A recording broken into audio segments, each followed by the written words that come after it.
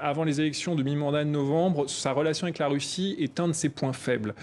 Face à Poutine, il est apparu toujours complaisant, sinon compromis, cherchant toujours des négociations ou des points d'accord avec Poutine, dont même les républicains du Congrès rappellent qu'il est un ennemi des États-Unis. Et à Helsinki, ça a été le point d'orgue, parce que là, il a semblé considéré comme un ami un homme qui est sous sanction avec son régime des États-Unis, sanctions que Trump lui-même avait consenti, certes avec difficulté, à augmenter début avril.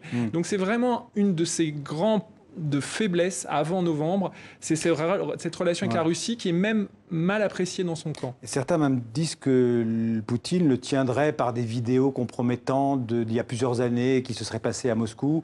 Est-ce que vous entérinez cette thèse et que d'une certaine manière, il pourrait faire chanter en fait Trump? Alors c'est tout l'objet de l'enquête, on le sait, du procureur Mueller, l'enquête du procureur indépendant Mueller aux États-Unis. Pour l'instant, ces allégations qui étaient contenues en particulier dans une enquête privée menée à l'initiative d'Hillary Clinton et des démocrates lors de l'élection de 2016 n'ont pas été confirmées.